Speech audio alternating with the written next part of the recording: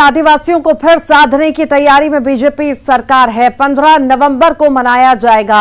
आपको बता दें 15 नवंबर को मनाया जाएगा जनजातीय गौरव दिवस। सरकार कार्यक्रम को लेकर तैयारियां पूरी कर रही है। खास तैयारी मध्य प्रदेश में आयोजित होगा 15 नवंबर को बड़ा कार्यक्रम।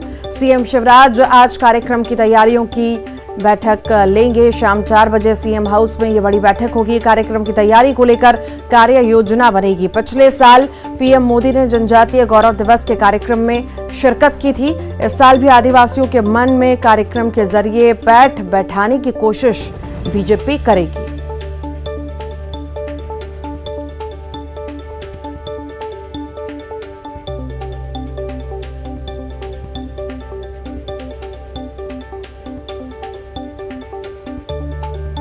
आदिवासियों को फिर साधने की तैयारी में सरकार है। 15 नवंबर को मनाया जाएगा जनजातीय गौरव दिवस। सरकार कार्यक्रम को लेकर खास तैयारियां कर रही है। मध्य प्रदेश में आयोजित होगा 15 नवंबर को बड़ा कार्यक्रम और आज तैयारियों को लेकर बैठक भी सीएम करने जा रहे हैं। शाम 4 बजे सीएम हाउस में बड़ी बैठक होगी।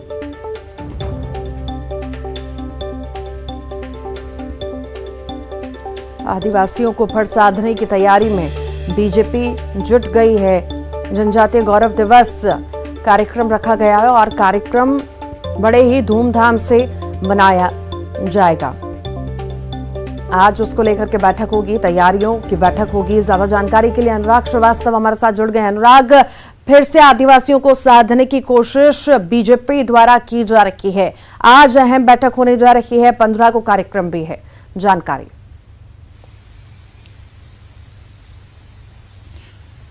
बिल्कुल, देखिए बीते साल भी जनजातीय गौरव दिवस का आयोजन हुआ था और उस दिन जो है राज्य सरकार ने छुट्टी का ऐलान किया था, लेकिन इस बार भी 14 नवंबर को बड़े स्तर पर आयोजित करने की तैयारी और इसी को लेकर मुख्यमंत्री ने एक अहम बैठक बुलाई है। किस तरीके से 14 नवंबर को कार्यक्रम आयोजित किए जाएंगे, आदिवासी इलाकों में क्या कार्यक्रम आयोजित हो सकते हैं, इन तमाम बातों को लेकर फीडबैक लिया जाएगा और साथ ही आदिवासियों के लिए जो पैसा एक्ट बनाया गया है उसको लेकर जो नियम प्रक्रिया तय होना है उसको लेकर भी फीडबैक लेने का काम मुख्यमंत्री करेंगे।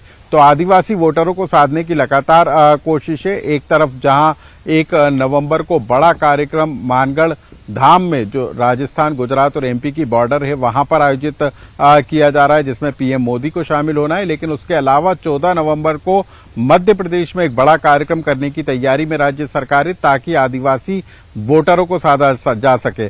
अगले साल विधानसभा का चुनाव होना है और ऐसे में आदिवासी वोटर की भूमिका अहम होगी और इसी के मद्देनजर आज मुख्यमंत्री ने बैठक बुलाई और उसमें तय किया जाएगा कि 14 नवंबर के दिन किस तरीके से आदिवासी हित को लेकर सरकार कार्यक्रम आयोजित करेगी। अनुराग, आदिवासियों को साधने के लिए लंबे वक्त से कई सारे कार्यक्रम हो रहे हैं और वोट बैंक भी बड़ा है।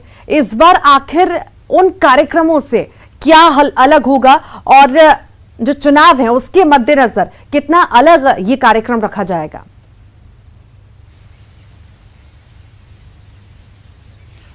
बिल्कुल, देखिए इससे पहले भी जनजातीय गौरव दिवस के कार्यक्रम और अलग अलग हुए कार्यक्रमों में प्रधानमंत्री नरेंद्र मोदी से लेकर अमित शाह तक शामिल हो चुके हैं और इस बार भी, क्योंकि देखिए अगले साल विधानसभा का चुनाव होना है, उस लिहाज से भी ये महत्वपूर्ण होगा कि राज्य सरकार कौन से कार्यक्रम आयोजित करे। तो आदिवासी इलाकों में तो कार्यक्रम आयोजित होंगे, आदिवासी हित को लेकर सरकार फैसला लेगी। पैसा एक्ट के नियम प्रक्रिया जो बनाने की तैयारी है उसके नियम तय किए जा रहे हैं, उनको भी लागू किया जा सकता है और कई तरह के नए कार्यक्रम भी जो है सरकार अपने हाथों में ले सकती है। तो कुल मिलाकर एक बड़ा आदिवासी वोट बैंक है। 80 से ज्यादा सीटों पर आदिवासी वोटर निर्णायक भूमिका में होते हैं और यही वजह है कि जो राज्य सरकार है वो एक बार फिर 14 नवंबर के दिन आयोजित होने वाले कार्यक्रमों की रूपरेखा तय करने में जुट गई है। ठीक, बहुत शुक्रिया अनुराग। भोपाल से एक और बड़ी खबर है। एमपी स्थापना दिवस की जोरदार तैयारियां चल रही हैं। तैयारियों को लेकर समीक्षा बैठक करेंगे सीएम। दोपहर 3 बजे सीएम हाउस में बैठक होगी। 1 हफ्ते तक स्थापना दिवस मनाया जाएगा। 7 दिनों तक हर जिले में उत्सव होगा।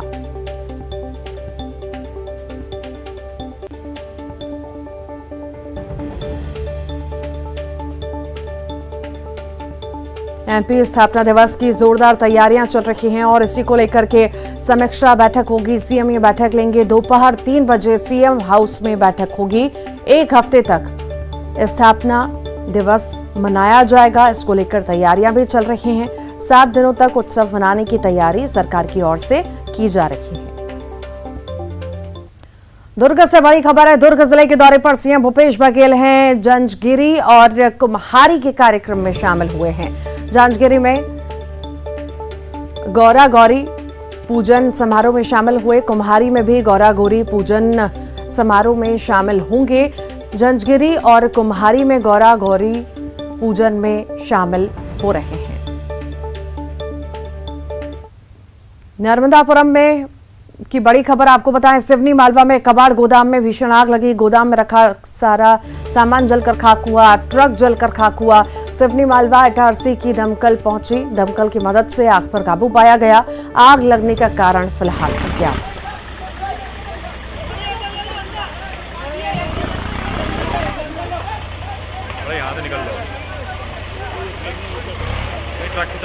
ज्यादा जानकारी के लिए शैलेंद्र कौरव हमारे साथ जुड़ गए हैं। शैलेंद्र, कबाड़ गोदाम में आग लगी है, आखिर किन ही कारणों से आग लगी और कितना नुकसान हुआ है, क्या स्थिति है, जानकारी दीजिए।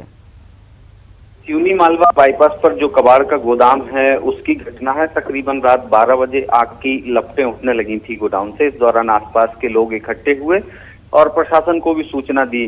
मौके पर सिवनी मालवा की दमकल पहुंची। इटारसी से भी दमकलों को बुलाया गया, तब जाकर सुबह जो है आग पर काबू पाया जा सका है। फिलहाल आग लगने का कारण अज्ञात है और इस दौरान लाखों के नुकसान होने की संभावना है और जो एक ट्रक था गोदाम में वह भी जलकर खाक हो गया है।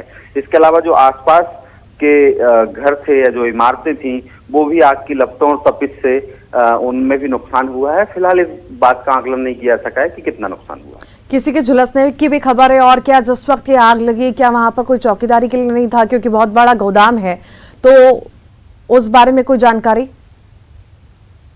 यही है कि किसी भी प्रकार की जनहानि की कोई सूचना नहीं है। इस दौरान जो आसपास के लोग हैं उन्होंने ही आग पर काबू पाने की कोशिश शुरू की थी, लेकिन जो चूंकि कबाड़ का गोदाम था और उसमें जो सामान था वो इस प्रकार का था कि एक एक करके जलना शुरू हो गया था।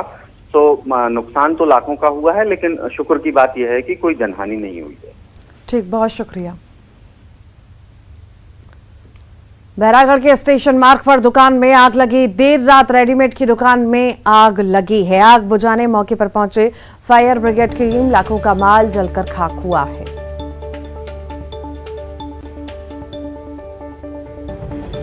बैरागढ़ की तस्वीरें आपको दिखा रहे हैं। भोपाल के बैरागढ़ के स्टेशन मार्ग पर दुकान में आग लगी और देर रात रेडीमेड की दुकान में आग लगी।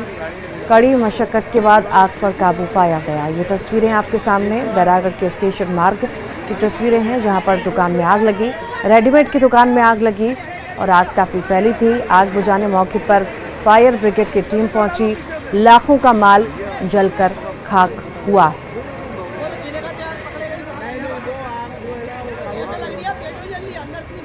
और ज्यादा जानकारी के लिए जितेंद्र हमारे साथ जुड़ गए हैं। जितेंद्र, रेडीमेड की दुकान में आग लगी है, आखिर किन ही कारणों से आग लगी और कितना नुकसान? देखिए, अगर बात करें तो दीपावली के मौके पर दर्जन भर से ज्यादा स्थानों पर आगजनी की घटनाएं सामने आई है, जहां पर बैरागढ़ हो, चाहे ओल्ड भोपाल हो, करौद हो या कोलार हो, अलग अलग स्थानों पर आगजनी की घटनाएं हुई है। मगर बैरागढ़ में एक जो ये दुकान है रेडीमेड गारमेंट्स की दुकान बताई जा रही है, यहाँ पर पटाखों के चलते आग लगी है। हालांकि हर जगह पर आगजनी की वजह ही पटाखे चलने बताए जा रहे हैं, मगर नगर निगम का जो अमला है, दमकल है, वो सक्रिय रहा और आग को ज्यादा भड़कने नहीं दिया। मगर फिर भी लोगों का लाखों का नुकसान हो चुका है। तकरीबन 1 दर्जन से ज्यादा भोपाल में आगजनी की घटनाएं देर रात को हुई हैं।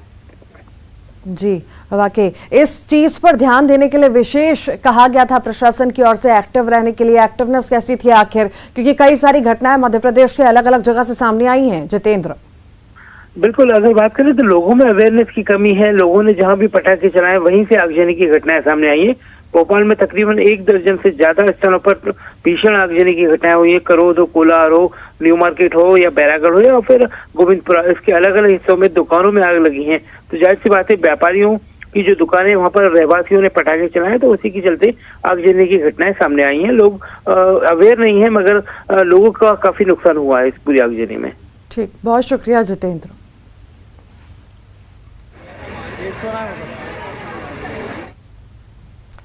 भोपाल से बड़ी खबर है। भोपाल समेत कई शहरों में बढ़ा प्रदूषण और प्रदूषण लेवल बढ़ चुका है। दिवाली के अगले दिन की रिपोर्ट में प्रदूषण का लेवल बढ़ा है। भोपाल में एयर क्वालिटी इंडेक्स 173, बुरहानपुर में 155, ग्वालियर 150, इंदौर में 169, जबलपुर में 162, खजुराहो 156 रहा है एयर क्वालिटी इंडेक्स।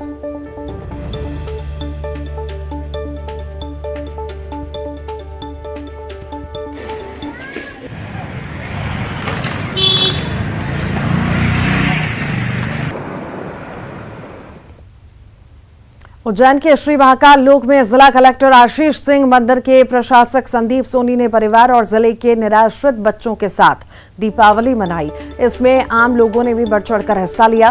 करीब 1,11,000 दीपों से श्री महाकाल लोक रोशन हुआ है।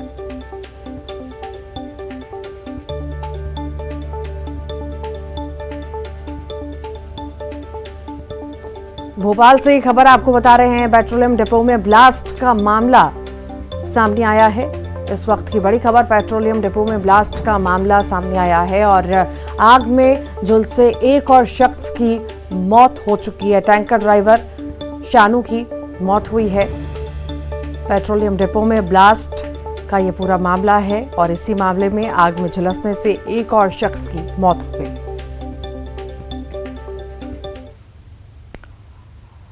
अगले एक हफ्ते में ठंड तेज पड़ने के आसार जताए गए हैं। रात का तापमान 15 डिग्री पहुंचा तो प्रदेश में बारिश का असर भी आसार वो कम है। हिमालय में बर्फबारी के कारण प्रदेश में ठंडी हवाओं का असर रहेगा।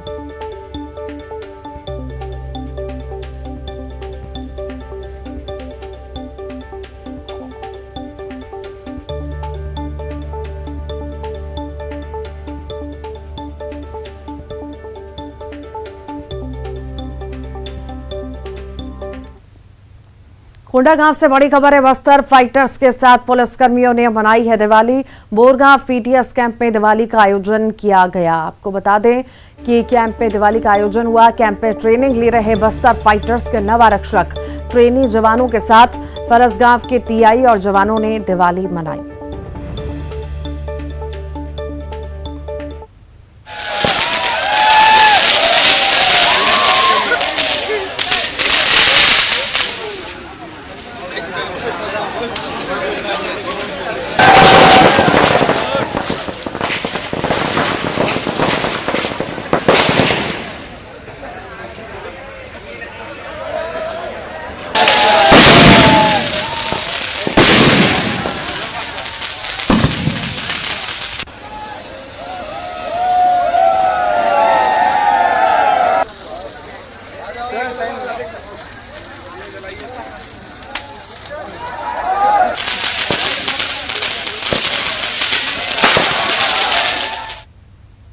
दिवाली के मौके पर एमपी पुलिस के जवानों ने थाने में ही दिवाली का सेलिब्रेशन किया। कोतवाली थाने में जवानों ने पटाखे खेलकर दिवाली का जश्न मनाया।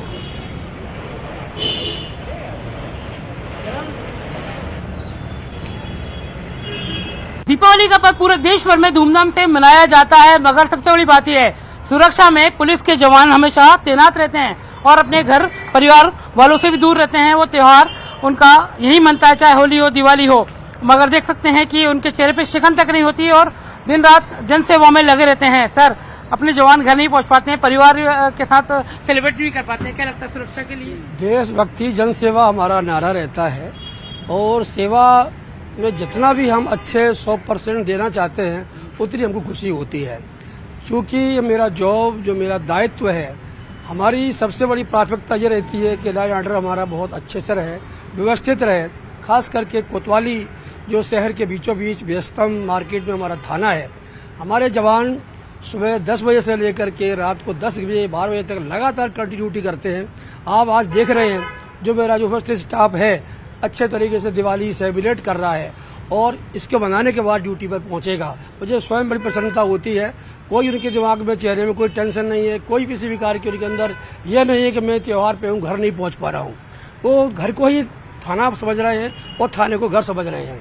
मैं समझता हूं कि इस तरह के सभी कर्मचारी सभी थानों में हो और उत्साह के साथ ड्यूटी करें, देश की सेवा करें, समाज की सेवा करें और अपने नगर की सेवा करें। बिल्कुल, तो ये है आप तलई, अभी हम इस समय कोतवाली थाने के ठीक पास खड़े हैं और ये जो तमाम पुलिसकर्मी हैं अपने परिवार से दूर होकर दीपावली का पर्व ये मना रहे हैं। इन तमाम पुलिस के जवान, एमपी पुलिस के जवानों को न्यूज 18 भी सलाम करता है, क्योंकि दिन रात लोगों की सेवा में लगे रहते हैं और अपने त्योहार भूलकर लोगों की खुशियों में शामिल हो जाते हैं।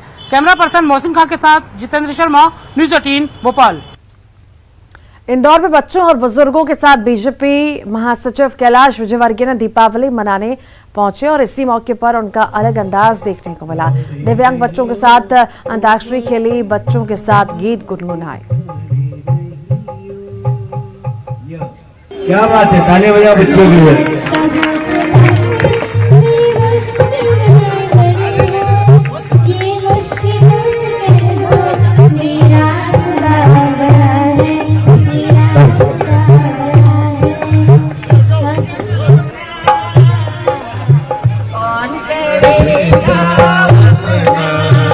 उड़ाता है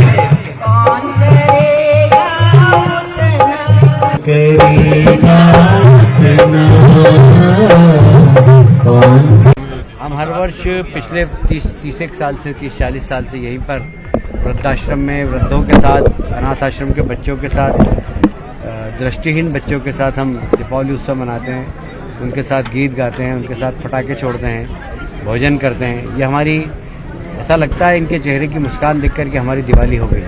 तो ये जो अनाथ बच्चे हैं, ये जो अनाथ बुजुर्ग हैं, इनके साथ जब बैठते हैं और इनके चेहरे की मुस्कुराहट देखते हैं और जब वो नाचते हैं, गाते हैं, तो उनका अंदाज बहुत निराला होता है और मन को बड़ी प्रसन्नता होती है, उनको प्रसन्न देखता है। उज्जैन के श्री महाकाल लोक में जिला कलेक्टर आशीष सिंह, मंदिर के प्रशासक संदीप सोनी ने परिवार और जिले के निराश्रित बच्चों के साथ दीपावली मनाई। इसमें आम लोगों ने भी बढ़ चढ़कर हिस्सा लिया। करीब 1,11,000 दीपों से श्री महाकाल लोक रोशन हुआ।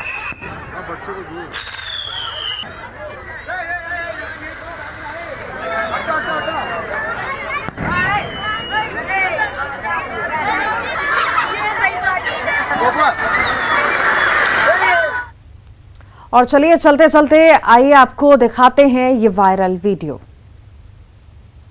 Hãy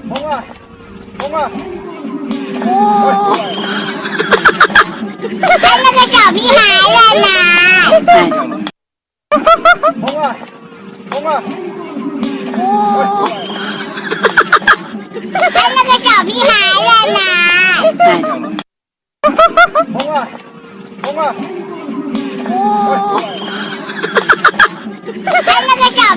bỏ lỡ